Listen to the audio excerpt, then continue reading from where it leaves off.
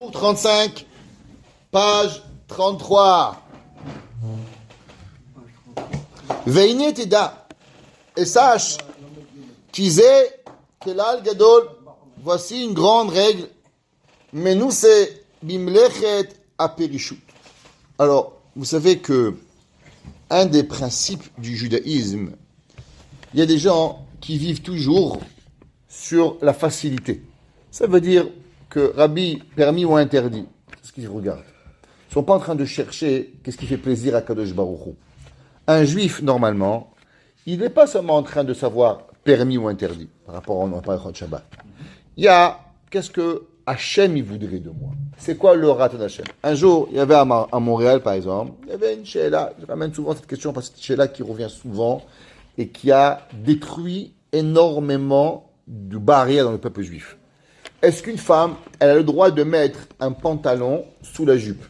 Bien sûr, on parle qu'elle veut mettre un jogging, par exemple, elle veut faire du sport, elle veut mettre un permis ou interdit. Alakha, elle est venue il y a environ 13 ans, et il y a un rave, il a été matir. Moi, je lui ai dit, Mechila Mekevodo, il ne sait pas de quoi il parle. Pourquoi? Parce que le pantalon, c'est pas seulement un issour de tsniout. Le pantalon, il y a un problème, Beikaro, de l'otilbash, de porter quelque chose qu'un homme y porte. Donc c'est pas important, par exemple une femme, elle voudrait mettre un jeans à la maison. Elle est toute seule, elle s'enferme, 6 pieds sous terre, elle veut mettre un jeans. Elle n'a pas le droit de mettre un jeans. Pourquoi? À cause que le jeans, c'est un habit d'homme, et que maintenant il y a un issou l'otilbash. Pareil, c'est un homme, il voudrait s'habiller en robe. Et chérie, prépare ta robe. C'est un sourd. Non mais il n'y a personne qui me voit. Un sourd, l'otilbash, t'as pas le droit, il n'y a pas... En tout cas, ce rave-là, il a dit que c'est permis. Non, rien à voir. Ça, c'est Farad Ashkenaz, c'est pareil. Alors, ce rave-là, bon, Matir Issourim, lui, quand il fait la macha le matin, il dit, Matir Issourim. Il dit, Matir Issourim. Ok, c'est pas important. Alors, lui, il a dit, moi, j'ai écouté d'abord ça sourd, ashkafiquement parlant, dans 10 ans, vous allez voir. Je ne suis pas trompé, 10 ans plus tard, toutes les femmes qui mettaient la jupe en bas du genou, ça montait, et puis ça monte, la jupe elle monte, et le pantalon il descend, et c'est devenu des tights, et c'est devenu maintenant barminan, et soit en mini-jupe avec le pantalon, et on pense le rabbin tel il a permis. Donc, mettre ça assourd, il n'y a pas ça fait pour moi, dans la halakha, que c'est complètement assourd de faire cette chose-là. Mais il y avait un jour, un rav, il est venu en ville, il s'appelle le Rav Koenig. Alors, on est en train de débattre cette halakha-là, et il y avait le Rav Koenig, il est venu. Alors, Rav Koenig a demandé c'était quoi la question intéressante pour savoir de quoi on parlait. Alors je lui ai dit voilà, on a un débat, permis ou interdit. Et le Rav là-bas, il voulait à tout prix permettre. Le Rav Koenig lui a posé une question. Il dit je ne comprends pas. C'est quoi le but du judaïsme? Il lui dit le but de la Yiddishkeit, c'est l'Itkarev levavenu laborei barach, de se rapprocher notre cœur de Hakadosh Baruch Hu. Il dit est-ce que tu crois qu'une femme qui va être en pantalon, elle va se sentir plus proche d'Hachem ou plus loin d'Hachem? Il n'y a aucun doute que ce n'est pas quelque chose qui nous rapproche d'Akadosh Baruch Hu. Dans la vie, ce n'est pas seulement permis ou interdit. Il y a des fois, tu as une question, tu as un problème, j'ai une casserole, je jette pas, je me bagarre avec ma femme, je me bagarre pas avec ma femme, je fais pas. Non, il faut trouver une solution. Mais quand on permet ou on interdit de certaines choses, il faut savoir, est-ce que cette chose-là, elle est mekarev levavenu, elle nous rapproche à Hachem, ou elle nous éloigne de Akadosh Baruch Hu? Ça, c'est la vérité. Le but de la Yiddishkeit, c'est quelque part, bien sûr, de manger, de boire, de dormir, de vivre, d'être sympathique, d'être heureux. Mais il faut toujours se rappeler que les plaisirs corporels, ils nous éloignent de Hakadosh Baruch Hu. C'est ce qu'on appelle, en principe, la prishut. Le Ramban, il dit un principe, ça s'appelle, il dit, la Torah dit Kedoshim Kiyum. On a droit à être saint. Qu'est-ce que ça veut dire? Rachidi Pirushim. Il dit, le Ramban, il y a des gens, ils vont aller à la SAQ. Ils vont aller acheter le vin avec la meilleure ashgacha. Il y a des vins en Israël, il y a plus de ashgacha que d'autocollants. Badatz, Bet Yosef, Khatam Sofer. Il y a 40 ashgacha derrière. 40. D'après tout le monde, il s'est permis. Le gars va prendre le vin, il va boire 6 litres de vin par jour. Il va être ivre-mort. Il dit le Ramban, il s'appelle Naval Birshut Torah. Il s'appelle un sauvage avec la permission à Torah. Qu'est-ce que j'ai fait? Il t'est caché le vin. Ok. Mais c'est parce que le vin, il est caché que tu veux boire 6 litres. C'est parce que le vin, il est caché que tu peux être sous tous les vendredis soirs. T'occupes ta femme, tes enfants, parle-leur, chante-leur, sois avec eux. Mais c'est Rabbi, je n'ai pas fait d'Avera. Non, le but que tu profites de ce monde d'une façon abusive, ça s'appelle Naval Birshut Torah. L'homme, il doit toujours avoir un peu de retenue. Ce qu'on appelle de la prishut. L'homme, il ne peut pas être toute la vie, généralement, et c'est marqué dans les Sfarim, que toute la raison pourquoi on ne mange pas telle chose, on ne boit pas telle chose. Plein de halachot que Chachamim nous ont donné, c'est pour que l'homme, il reste toujours dans le même but, de ne pas avoir la totalité de la comment on appelle ça, de la hana'a, du profit corporel à 100%. Même un homme avec sa femme, même un homme quand il se lave, comment il se lave? D'abord la tête, après le bras droit, après le bras gauche, après le ventre, après le dos, après la cuisse droite, après la cuisse gauche, après le pied gauche, après le... Même comment se laver, il y a des halachot comment se laver. Pourquoi? Chokhma, bina, dat, chesed, gvura, tiferet, netzach, od, esod, malchut. On va, comment on se lave, chaque chose, comment on va aux toilettes. La Gemara dit, megalete fach, mechaset fachaim. L'homme, il doit se couvrir, se découvrir des halachot. Il n'y a pas de fais ce que tu veux. Free for all, il n'existe pas. En un mot, c'est quoi la différence entre un juif et un goy? Général, un mot, ça s'appelle la périchoute. La séparation, quelque part, du profit du olam hazé. Ça, c'est la Torah. Comment on appelle l'anti-juif? Un apikoros. C'est quoi apikoros? Ça vient de Épicure. C'est quoi Épicure? C'est une théorie qui a été inventée par un grec qui s'appelait Épicure. Ça s'appelle l'épicurisme, qui était où il y a de la gêne, il n'y a pas de plaisir. Que l'homme devait profiter de ce monde jusqu'à sans limite. L'homme, il doit s'éclater, ce qu'on appelle à 100%. C'est les épicuriens.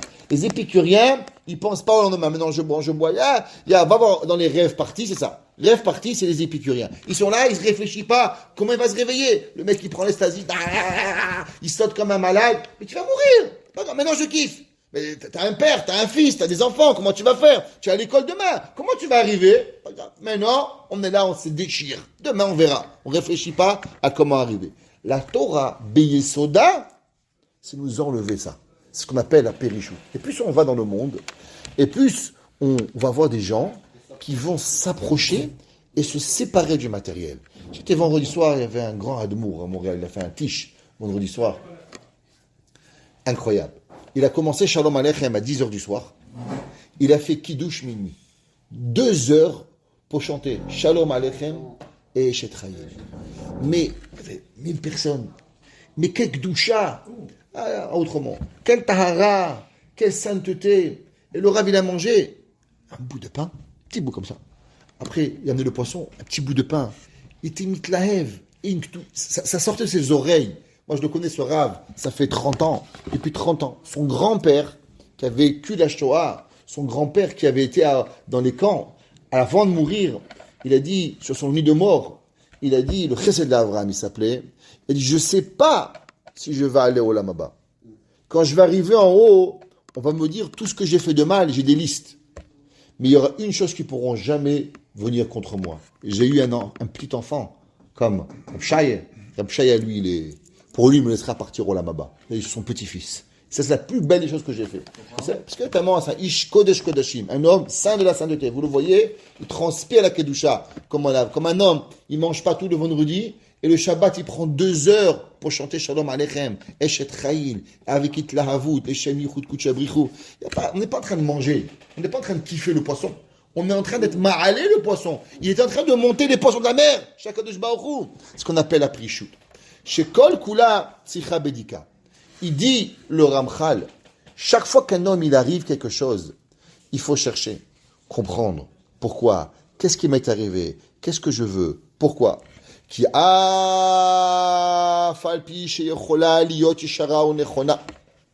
Parce que, même que des fois, une permission, elle est permise d'après la halakha. On a le droit, mais l'homme, il doit réfléchir. Est-ce qu'elle est vraiment yeshara? Ou elle est vraiment seulement je cherche à m'éloigner de la Kadosh Baruch Hu. L'homme, il veut savoir pourquoi mettre un pantalon. Est-ce que ce que tu veux, c'est vraiment faire du sport? Ou ce que tu as envie, en vérité, c'est seulement t'éloigner de Akadosh Baruch Hu? C'est quoi la raison que tu as envie? Est-ce que ce que tu cherches, c'est manger? Ou ce que tu cherches, c'est t'éloigner de Akadosh Baruch Hu? Ça, c'est ce que l'homme doit se demander à chaque moment. Omnam. Karov Hadavar. Il dit, il faut savoir que chaque fois qu'on fait quelque chose, Shetiye mi etzot hayetzer ou mirmotav. Il dit en vérité, à chaque fois que l'homme il cherche une coulante, en vérité, c'est un conseil du Yetzer Hara pour pouvoir nous arnaquer et pour pouvoir nous tourner la tête que la personne, il s'éloigne de Dieu et qu'il se rapproche du Yetzer Hara. Ça, c'est ce que la personne, ce qu'il cherche en vérité, c'est de ne pas être proche d'Akadosh Baruch Hu. Alken, Sarich, Livdok, Harea. C'est pour ça que chaque fois quelque chose qui est permis, l'homme il doit chercher Bechakirot ou Drishot Rabot. L'homme il doit essayer par tous les moyens. Ve'iyemachar kole tizdak, vadaï shitova. Alors il sera permis. Par exemple, 2 minutes avant votre question, souvent les gens ils demandent Rabbi, trouvez-moi une permission. Il y avait un grand rab, il disait je te pose une question. Imagine-toi, tu vas dans un grand restaurant. Un grand restaurant, t'es invité au, je sais pas, c'est quoi le grand restaurant à Paris? Il y a des noms, je sais pas. Ok. C'est dégueulasse, ça chope. Tu vas aux ailes à Paris. Va aux ailes à Paris, tu vas comprendre. C'est l'Okarav ZLZ. Ouais, c'est. Va chez McDonald's. Voilà, va l'Okarav ZLZ. Va chez Ozel. Ozel, c'est 3000, 4000 euros la part. Alors, tu vas à Paris, là-bas, et maintenant, le gars dit voilà, monsieur, ce soir, on a un problème. On avait un flacon de poison. Il a disparu. Donc voilà, on vous fait un prix ce soir. À la place de payer 1000 euros la place, vous payez que 500 euros. Mais, attendez, il y a une chance sur 1000 qu'il y a un plat qui est contaminé avec du poison. Parce qu'il y a un qui va manger. Il y a un sur 2000. Merci beaucoup. Mais je vous fais un prix, 50%. Si monsieur, gardez votre manger. Je vais aller manger une tomate à la maison. Il dit, mais monsieur, vous êtes déjà venu, tout habillé. Vous rigolez ou quoi? Une chance, ça ne m'intéresse pas. Il dit, le Ramchal, je ne comprends pas. L'homme, il a été créé pourquoi? Pour être proche d'Hachem. Maintenant, il y a un doute que tout ça, ça t'amène au Gehinam. Le Gehinam, c'est pas un jour. Le Gehinam, ça peut être 1000 ans. Et le mec, tu prends un risque. Tu prends un risque. Qu'est-ce qu'il dit David Amelech?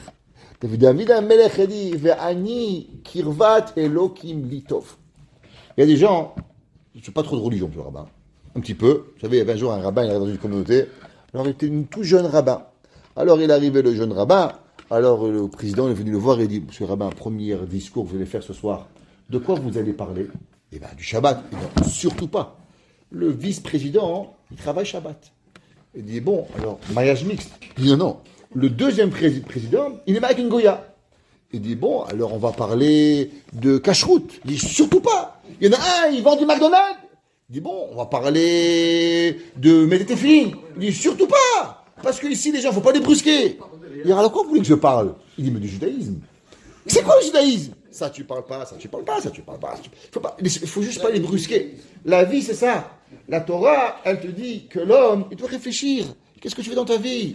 Ma pishium ma pahatati. Qu'est-ce que l'homme, il doit aller voir? En vérité, l'homme doit se rapprocher de la Kadosh Baruch Hu. L'homme, il doit être mitkarev Hashem. L'homme, il doit avancer. L'homme, il doit savoir, Béhémet, qu'est-ce qu'on est, qu'est-ce qu'on n'est pas. Si l'homme, il ne se pose pas cette question, qu'est-ce que je veux devenir, où je veux aller, dans 10 ans, à quoi je veux ressembler, alors il ne pourra pas avancer dans la vie. Ça, c'est impossible de pouvoir. Klaus Davar, la règle. Chizuk gadol tzarich adam itchazek ou litgaber bezrizut la'asot ha-mitzvot. Une grande chose, quand un homme il fait les mitzvot, pas de fainéantise, courir, venez le matin, pas comme si que vous avez perdu la Torah, il faut sortir le matin, il faut arriver. Il y avait un jour 2 personnes qui sont arrivées chez le Rav Shlomo Zalman Auerbach. Vous savez, à l'époque, en Amérique, celui qui était Shomer Shabbat, chaque semaine, il devait trouver un autre travail. Chaque semaine, il devait trouver un autre travail. C'était pas compliqué. Il y avait un jour, un homme, celui qui était Shomer Shabbat était renvoyé en Amérique. Tu n'avais pas le droit de ne pas venir au travail Shabbat. Donc les gens, ils arrivaient, vendredi, on les renvoyait. Ils travaillaient. Il y avait un jour un homme, ils étaient 2 amis, 2 Shomer Shabbat. Et ils avaient fait 57 différents travaux. Jusqu'à qu'ils avaient trouvé un travail. Et qu'est-ce qu'ils avaient fait? Les 2, dans leur soukha, pour embellir leur soukha, ils avaient accroché les 57 renvois, lettres de renvoi, pour pouvoir faire montrer à combien ils avaient été Shomer Shabbat. Un d'entre eux, tous ses enfants, des rabbins. L'autre, aucun de ses enfants était rabbin, même pas Shomer Shabbat. Les 2 hommes sont partis voir le Rav Shlomo Zalman Auerbach. Les rabbis, on a fait la même épreuve. Pourquoi lui, il a mérité d'avoir tous les enfants rabbins, et moi, j'ai mérité rien. Il dit le premier, quand on le renvoyait Shabbat, il rentrait à la maison, il disait Baruch Hashem. Même mon travail, il ne vaut pas la peine. Shabbat, il est mieux que tout. Merci à Kadosh Baruch Hu que j'ai Shabbat. Dimanche, on aura un autre. Et vous savez, les enfants, à cause de Shabbat, j'étais renvoyé. À cause de Shabbat. à cause de Shabbat. Du fait que tu t'es pas honoré le Shabbat. Que tu as fait pareil, mais tu t'es abaissé. Tu veux pas. Moi, j'avais 2 enfants qui venaient à l'école. Les enfants, ils arrivaient à l'école le dimanche, en feu. D'autres, tu leur rentrais rien. Tu pouvais pas. La différence, un il dit à son fils, mon fils, viens, je t'amène. Je t'amène à la yeshiva. Baruch Hashem, Ashrecha, que tu es dans une yeshiva, tu apprends la Torah tous les jours. Qui aime chayenu, ve'orech yamenu, ve'emnege yom avalayla. L'autre il dit à son fils, je te plains mon fils que tu es à l'école le dimanche. Qu'est-ce que tu veux faire avec un enfant que le père il lui dit, je te plains? Rien. À la fin, rien.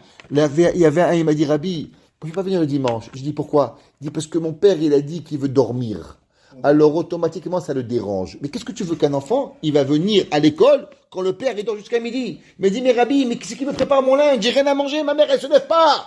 Je t'appartiens chez mon là, c'est rien, prends-le, jette-le à la poubelle cet enfant. Il n'y a rien à faire avec lui. Pourquoi? Parce que les parents, ils apprécient pas la Torah. L'homme il fait une mitzvah, il faut venir bizrizout. L'homme il va au collège le matin, comment il vient? Il va au collège. Reste, je suis à la maison, je suis ta mère.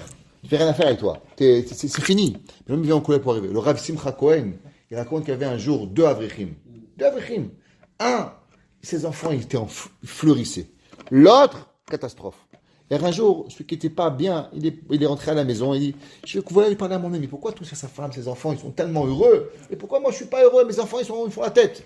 Et il rentre à la maison, il demande à sa femme, est-ce qu'il dit, ah, Shimon, il dit, non, mais allez au bureau, il va vous attendre. En attendant, Shimon, il rentre, il ne sait pas que son ami Réhouven est à la maison, et il rentre, il dit, les enfants, venez vite. Tout le monde dit, qu'est-ce qui se passe? C'est mon copain Avram, qui est dans le bureau. Il dit, aujourd'hui, je lui ai posé une question, et il m'a donné une réponse incroyable.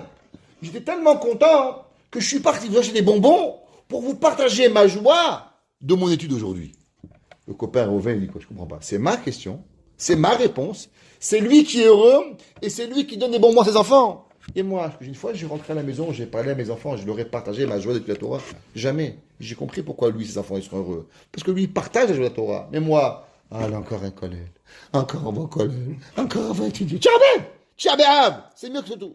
Il dit le Ramchal, l'homme, il doit faire les choses bizrizout, avec simcha, avec jovialité, avoir arrivé à Shrenu Matofreken, on va repartir dehors, on a appris le Chot Shabbat, on a appris ce que c'est le Méguise, on a appris ce que c'est les 39 Melachot, on a appris ce que c'est la Metaya, on a appris ce que c'est les Mouridatal. T'as appris des choses que des gens, dans 40 ans, ils vont pas savoir encore qu'est-ce qu'ils vont apprendre. L'homme, il doit être bizrizout à mizot. Be'ashlicho me'alav gofed ha'koved ha'atzala. Que l'homme, il doit enlever de lui la lourdeur de la fainéantise.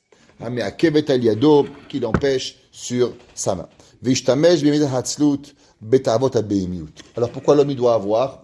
Pourquoi on a la fainéantise? Pour que l'homme, quand il arrive une avéra, vous savez qu'est-ce qu'il doit dire? Pas se précipiter à l'avéra. Demain. La fainéantise, elle est pour battre les tzerara. Le tzerara dit, Shimon, mange un McDonald's, et demain. Demain, ça va, demain.